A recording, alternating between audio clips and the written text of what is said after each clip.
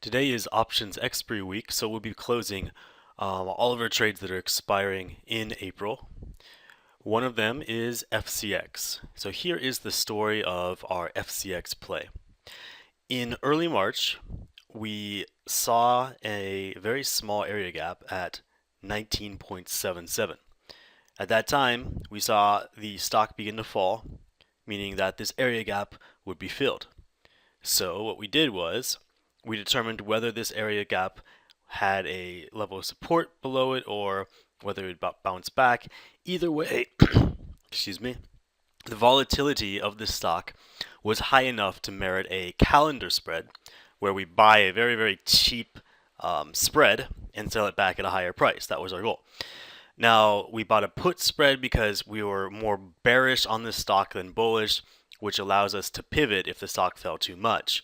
Now, the stock did fall, and the area gap did fill. However, the stock continued to fall, filling another area gap here.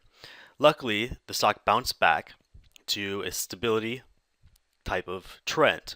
Now, we were aiming for a target of 20, and now we're about 19, $1 below our target. However, we're still profitable. The profit margin on this play was 22%. It doesn't look big because the price in total was not high. We bought in at this play at $36 per trade, and we're selling it back at 44. So that's a 20%, 22% ROI on this trade. Now, if you were just playing around, you probably lost some money from commissions. Personally, I bought 5 of these, so I took away, a little, how much? About 80 bucks? No, not even that, like 40 bucks. So if you played with a lot of contracts here, you could have walked away with a lot of money. Like if you put in, we're getting 20% back. So if you put in 100 bucks, you get 20 bucks back above what you put in. So you'd have a $20 profit. Now, here's how we're going to close it. I'm just going to show you. We just do the exact same thing we did to open it, except we're selling or buying to close and selling to close. Put in how many contracts you put in. We're doing puts. The expiration of the one we are buying back is the one we originally sold, which is the closer one, April 17th. Be careful not to select the weeks. The one we're selling is the one that has more money attached to it. That's the May option.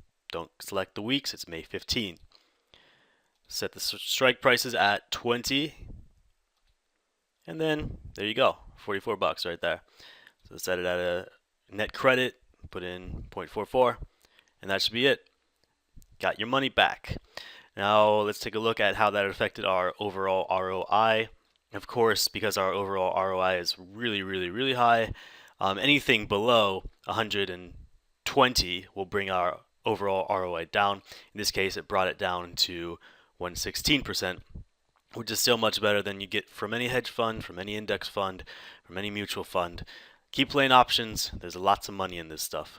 If you have any questions, as always, send me an email, Damon@stockbarometer.com.